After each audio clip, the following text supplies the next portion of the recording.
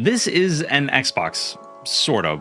The branding and the marketing around this PC handheld have been confusing to say the least. On one side, you have ASUS and ROG, who have been pushing forward the PC handheld space for years with their Ally line. And on the other, you have Xbox, who have finally decided to do something in this space. But have they done enough in partnership with ASUS to actually make a good product? And is the Xbox full screen experience even something that can compete with SteamOS? Now, full disclosure, earlier this month, I attended an event in New York put together by ASUS with these guys, and I was able to see everything in advance. Both the Xbox Ally and Ally X units were sent to me shortly after the event, and no money was exchanged for this review. ASUS does not get to see this video before it goes live, and all of these opinions are my own. At the event, though, I was able to talk to reps from ASUS, AMD, as well as Xbox about the future of this handheld and what that means to the market. I've had both of these for about a week and a half, and it's given me enough time to really dial down my initial impressions on things. I've not only traveled with the Xbox Ally for work, but I've also brute forced myself to actually use that as my main PC handheld to play the games that I'm currently playing. But in some ways, this feels like Xbox's first real stab at SteamOS and Steam Deck. And although they're playing catch up, this is definitely something that I consider a great step in the right direction for the future of Windows-based PC handhelds, and even Xbox as a whole. Since it's a Windows-based PC, you get all of the compatibility and all of the functionality that comes with it. You can even use the launcher right from the get-go, right out of the box, and you can even install Steam with a push of a button or two. No touchscreen required, no mouse, no keyboard, nothing. But I gotta be honest with you, this video is more of an impressions video more than anything else. I've got numbers and things to share, and I've had a lot of adulting to do since I've got these, including a second-degree burn that I got on my hand. But I do have some things that I'll be sharing later on in this video that are definitely surprising. Before we get deep into things, though, we should talk about one of the most important factors when deciding on what to get, especially in this economy, and that's pricing. The price of these two PC handhelds are weird, once again, because of the Xbox branding that's there. Now, when I hear Xbox, I immediately think of a subsidized price when it comes to, well, pretty much anything, similar to like a console. A lot of people who are fans of Xbox expected some sort of subsidized pricing when it came to both of these handhelds, and I don't blame them. But because there isn't any, it becomes a hard pill to swallow when compared to the consoles that are actually out there. The Xbox ROG Ally comes in two different flavors, so the X variant and non-X. The Xbox Ally is $599, and the Xbox Ally X is $999. Now, the pricing might seem steep, especially when you compare it to home consoles offered by Sony, Nintendo, and even Xbox themselves. But when you compare it to other PC handhelds like the MSI Claw 8 AI Plus and the Legion Go, the price seems somewhat fair for what you're getting. Now, when the pricing was revealed for not only the Legion Go, but also the Xbox Ally and Ally X, I immediately said that the Xbox Ally X would essentially win this generation on pricing alone, and I still stand by that. I will say, though, with a $400 difference between the Xbox Ally and the Xbox Ally X, there are definitely some things that set these two handhelds apart, but they definitely share a lot of similarities. And I think that this is really interesting because on one hand, you have that partnership that I mentioned that brings these two PC handhelds forward. But because of that partnership, I can't help but think that they are targeting two completely different types of gamers. Basically, you can say that out of these two handhelds, you have one that is the Series S and one that is the Series X out of the two. First, let's talk about what exactly is in each of these handhelds. On the Xbox Ally X, the more powerful one, you have the AMD Ryzen AI Z2 Extreme processor, which comes with 8 Zen 5 cores and 16 threads with an NPU up to 50 tops, which you'll be needing for all of the AI features that are there to enhance your experience. Some are actually still cooking at Xbox. That means that they haven't released it yet, even though this handheld is out there, but I'll talk more about that later on. You also have 24 gigabytes of LPDDR5X RAM, and the VRAM is set by default to 8 gigabytes, so you can adjust that however you see fit in Armoury Crate. 1 terabyte SSD, 80 watt-hour battery, and Thunderbolt 4 port, and a USB 3.2 port, and there's HD haptic feedback in the triggers, which are exclusive to the Xbox Ally X version. On the Xbox Ally, you have your AMD Ryzen Z2A with 4 Zen 2 cores and 8 threads. Spoiler alert, this is very much similar to the Vango processor in the Steam Deck, even though it has a higher clock speed and a TDP that is capable of. 16 gigabytes of LPDDR5 RAM, and the default VRAM is 4 gigabytes. I would change change that immediately to 8 gigabytes. I'll show you later on how to do that. 512 gigabyte SSD, 60 watt hour battery, no Thunderbolt 4 here, but you do get 2 USB-C 3.2 ports. Another thing that they have that's actually very, very similar when comparing these two is the unboxing experience. It's basically the same for both, so I'll just show you the one. This footage is actually recorded over at Scatterbrain's home, and go check them out. Subscribe. I'll have a link down below. But everything that comes in this PC handheld is pretty much all you need. You have the PC handheld itself, a 65 watt power adapter, and a nice little piece of cardboard that holds your $600 to $1,000 piece of tech. But with that out of the way, let's talk about the visuals. Yes, this thing is ugly, but I'll be honest with you. The way that I felt about this is exactly how I felt about the PlayStation Portal when I first got my hands on it. It's super comfortable to hold, and it feels exactly like an Xbox controller, which is arguably one of the best and most comfortable controllers that are out there. And because it does feel like an Xbox controller, I mean, there's just very little to complain about. The shoulder buttons are much more pronounced than they were in previous Ally builds. The triggers are Hall effect, but the sticks are not, just a heads up. And the face buttons, well, they're just as clicky as they were before, but they're somewhat much more stable, if that makes sense. Like, I can push down on the buttons and they don't bottom out or move as much when they're actually pressed in. The D-pad feels exactly like the one on the Ally X, for better or for worse. I didn't have any issues with any sort of inputs or even any sort of diagonals, and I was playing 2D side scrollers without any issues at all, as well as 2D fighters. As far as I can tell, if you liked the D-pad on the Asus ROG Ally X, then you're going to like it on the Xbox Ally and the Xbox Ally X. Now, the tension in the analog sticks is exactly as in previous versions of the Ally though. And in terms of size, it's actually very, very similar to the ROG Ally X. Now, obviously the Ally is lighter. My guess is probably due to the battery size and the components that are there, but the Ally X is much more heavy. That being said, in terms of actual size, it's much larger than both the Ally and the Ally X, but in terms of, I guess, length and width, it's not that bad. Now, I did talk to them and they did say that they had to shrink the PCB on the Xbox Ally and Ally X in order to make space for things. My assumption is all of the vibration and haptic feedbacks that are there, not only in the triggers, but also the grips themselves. So I'm sure that the engineers had their work cut out for them. Now, I know that the internals are better overall on the Xbox Ally and Ally X than they were on the original Ally X, and even more so than the original Ally. But when the fan is cranked up and it's going all out, even then, it's still quieter than before.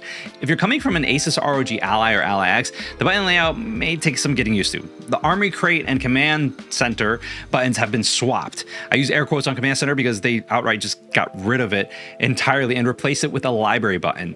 I hit that library button almost all the time when I try to pause the game that I'm playing. And this is super confusing. When you push the library button, it opens up the library in the Xbox app, but when you push it again, it doesn't do anything.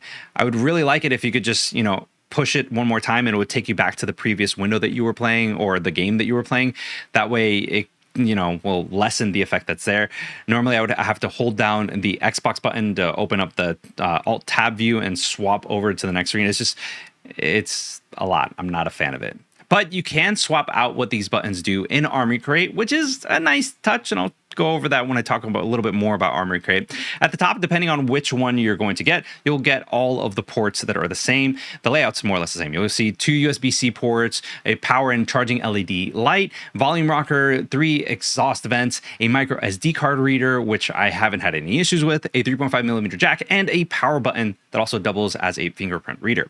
Now, on the back, there are 2 macro keys to set up however you see fit.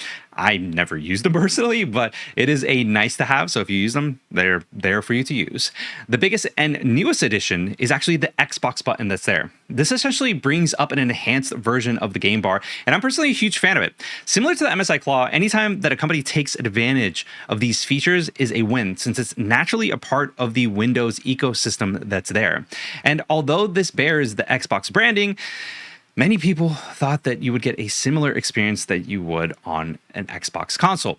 And yeah, no, that's not the case. This is actually very much a PC handheld, and you can tell it's Windows straight from the get-go. Now, my process for setting up is going to be a little bit different than yours, but as far as I can tell, this is what I experienced. The initial boot required me to actually plug in the AC adapter, which is normal for all ASUS ROG handhelds, so that makes sense if you want to go ahead and do that to turn it on. But after that, it's a pretty basic setup for the most part, but it's going to be like any other Windows computer setup. Now, I have had a ton of things to update, not only in Armoury Crate, but also my ASUS app, and finally Windows settings. In fact, I had a BIOS set up before I even started recording that I needed to go ahead and install on both of these. And, setting up the Xbox Ally, at Scatterbrain's place took roughly about an hour. That could have been because of the Wi-Fi that was there and not because of the horsepower of the processor or anything like that. And now, when I did get back into my home, that's when I set up the Xbox Ally X, and that took roughly around an hour. But again, I don't know if that's just because of Wi-Fi or whatever it may be. But when I was hoping, that's when I was setting that one up. Once you have everything set up, though, you can access the Xbox full screen experience. Now, I'm not a fan of the name. It just doesn't roll off the tongue, really, if I'm being honest with you, but it doesn't matter. Anyways, I digress. This thing runs beautifully. There are a ton of processes that have been taken back that allows Windows to run better and open up more performance while gaming. And if you want to swap to Windows, it's just one click away. Now, if you wanted to head from Windows to Xbox full screen experience, that requires a restart, which is a bit of a drag, but I understand there are processes that are there that are enabled when going into Windows that you want to go ahead and take away. I just wish that it was as easy as toggling on and off a switch when it comes to that. Hopefully a future update will actually smooth that out and have a better overall experience for the user. But one thing that I will say that is sorely missed is Xbox's own quick resume feature, as well as a sleep and wake function that rivals that of SteamOS. I talked to the Xbox rep over at New York event about both of these, and I was told no comment on both of them. My guess is that this is either hopefully something that will happen in the future and that it's in the works for a future update for the Xbox full screen experience, but hey, what do I know? Now, that same Xbox rep did tell me that the retail units should run Xbox full screen experience right out of the box. You shouldn't have to update all of that crazy stuff that's there when setting things up for yourself for the first time. But here's the real kicker, though. You can get the Xbox full screen experience right now by updating Windows, going into gaming, and toggling it on. So that means that if you already have a Windows-based PC, like, a Legion Go, ROG Ally, Ally X, whatever it may be, you can just get that full experience right now.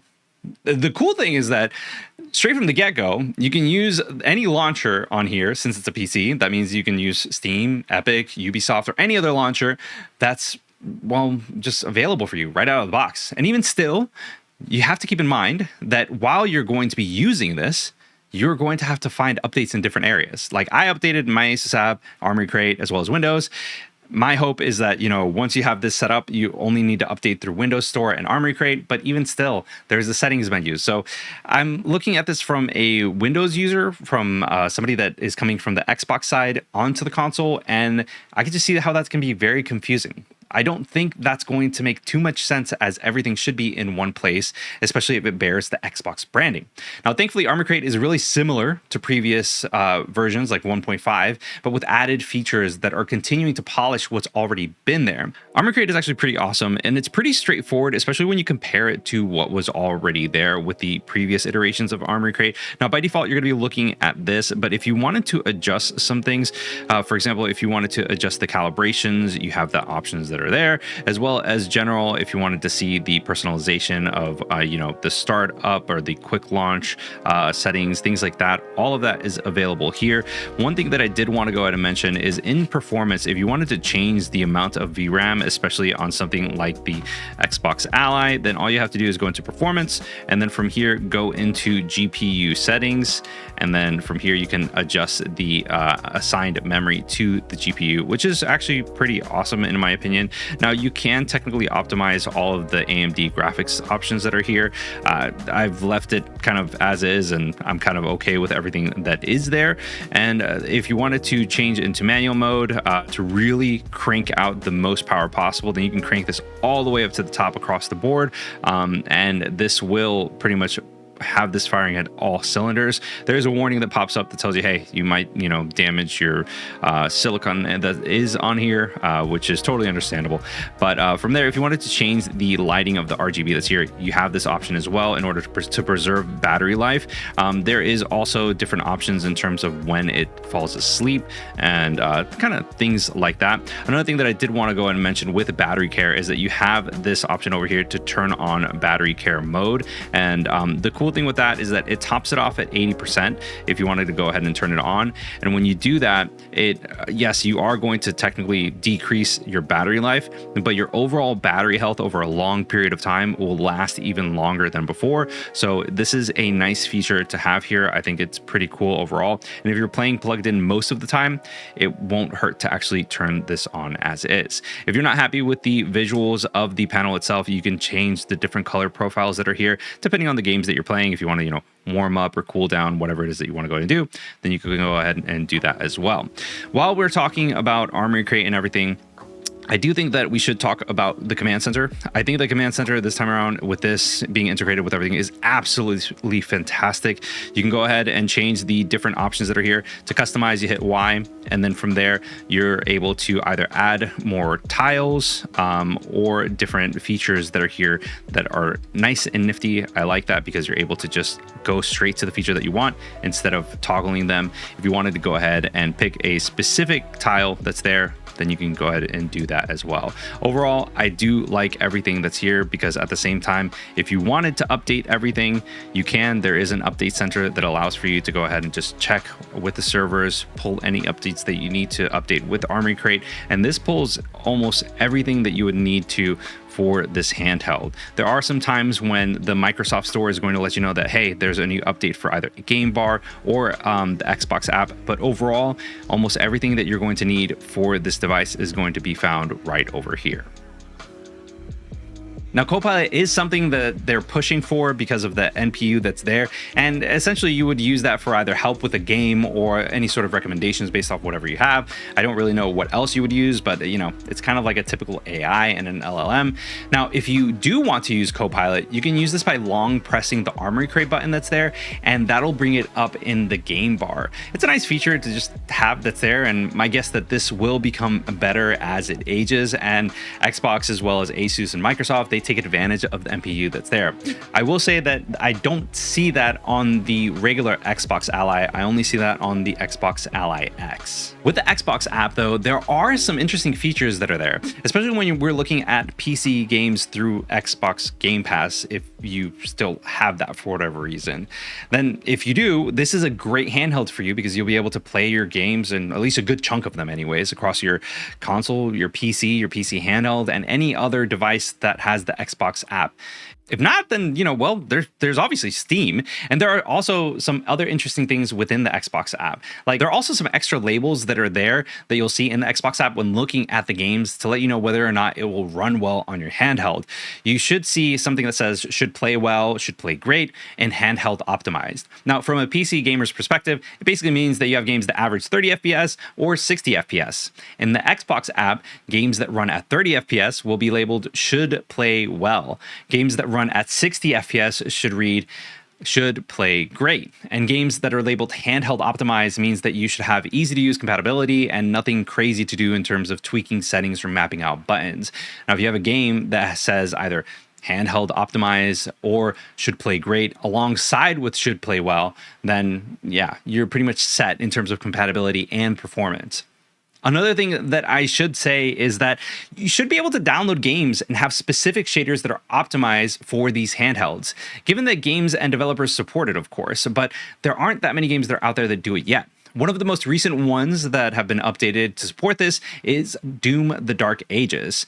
But even if the game isn't 100% optimized, you can still bet that the VRR screen will allow for a smoother experience in games that run under 60 FPS. The screen that are in these handhelds is the same exact screen that has been there on every Ally since the first one. And that's not a bad thing. I think it's solid, but there are definitely some things that I wish were there. Like, I wish it was a little bit bigger. Whether it's a 16 by 9 or a 16 by 10, I just wish that it was an 8-inch screen. And obviously that's just me, but I don't even really need to have OLED. I just want a larger screen at that point, especially with it being a sub $1,000 price point device before taxes. If it's there, then let's take advantage of it. Now, the colors are as vibrant as they've always been, and the viewing angles are exactly where they were in the previous models, for better or for worse.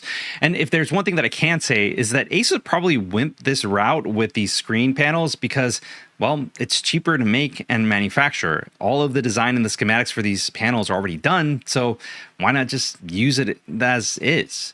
Now, since the Xbox Ally runs by default at 720p, but uses the same screen as the Xbox Ally X, you can technically push the Xbox Ally to 1080, but I don't recommend it. The horsepower of the chip points to it aiming at 720p gaming, similar to the APU that's in the Steam Deck pointing to 800p. Anything that you go over that kind of just, makes things a little bit rough. Now, with all of that being said and done, we should probably talk a little bit about battery life. Battery life on the Xbox Ally X, a 7-watt TDP, is 10 hours and 20 minutes. 13 watts TDP, I got 6 hours and 10 minutes. 17 watts, I got 2 hours and 50 minutes. And at 25 watts, I got 2 hours and 20 minutes. Now, with the Xbox Ally, you do have a 60 watt hour battery, and you are technically limited to that 20 watt TDP. But at 6 watts, I got 9 hours and 40 minutes on average. At 15 watts, I got 3 hours and 50 minutes. And then at 20 watts, I got 2 hours and 40 minutes. One thing that I can definitely say, especially with everything that I've seen in a crowded room, as well as here in my home and on an airplane, the audio is much improved over the Ally X. I know that there was almost a little bit of a drop off in audio quality when going from the original Ally to the ROG Ally X, but this just feels so much better. There's even almost like a subtle vibration of just feedback that you get from the speakers being as loud as they are. You feel it in the grips. I mean, just check out how these sound.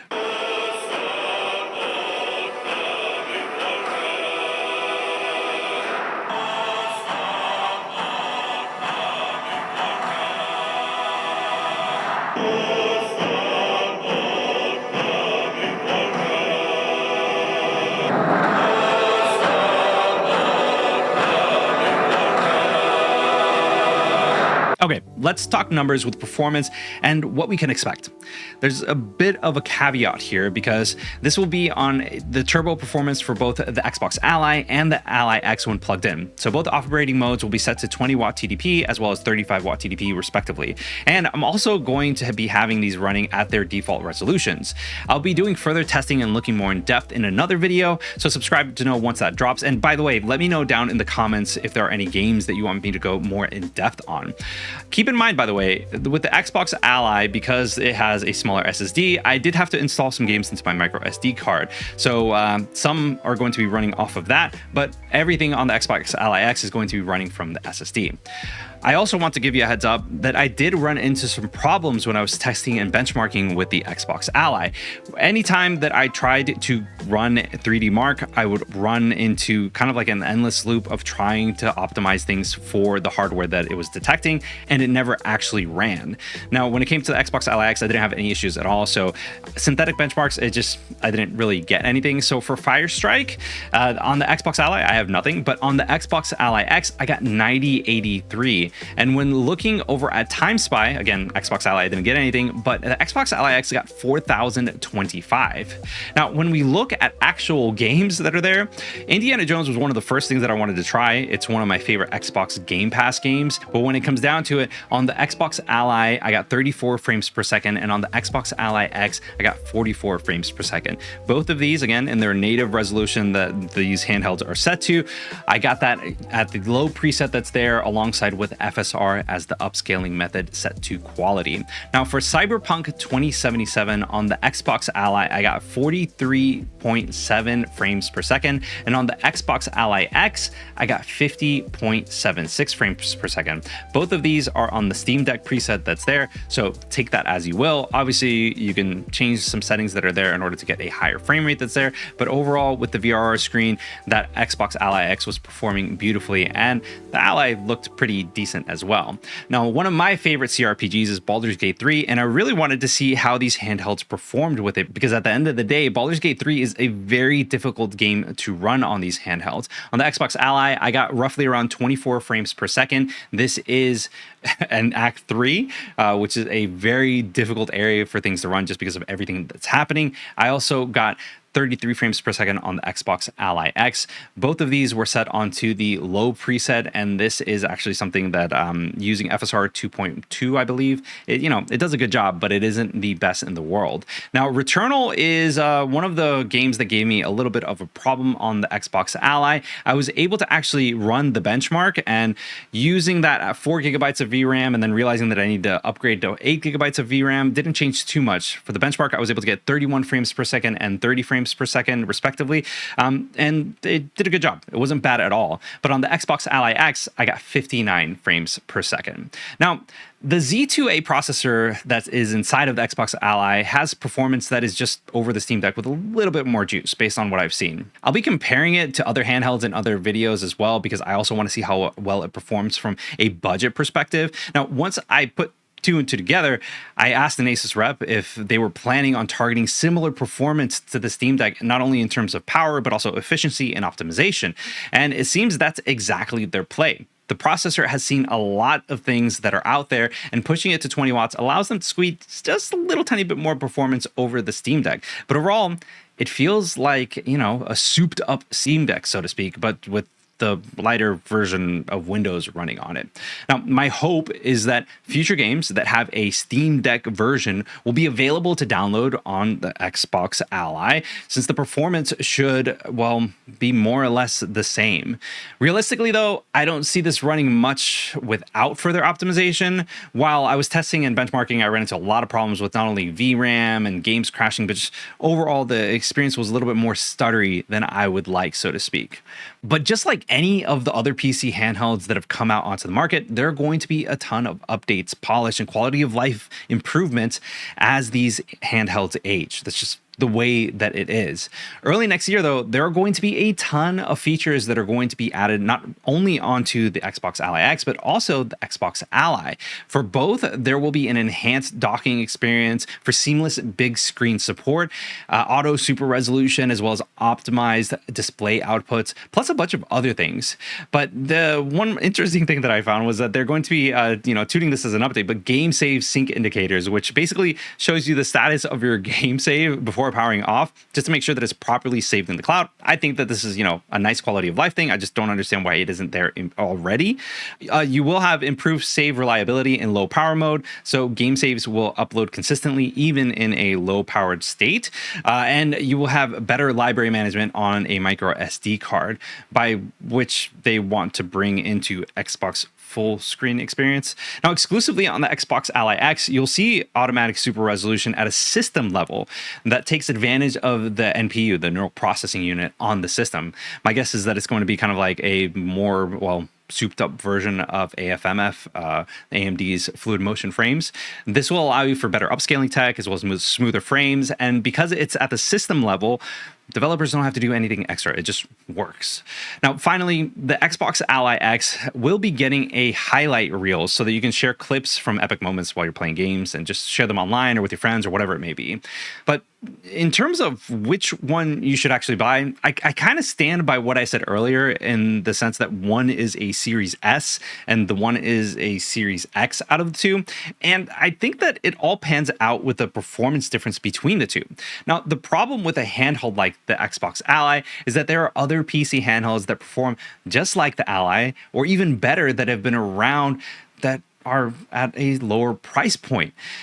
One handheld is obviously aiming for something slightly better than the Steam Deck in terms of performance, while another is taking what made the ASUS ROG Ally X and adding a nice uplift in performance, ergonomics, and a lighter version of Windows.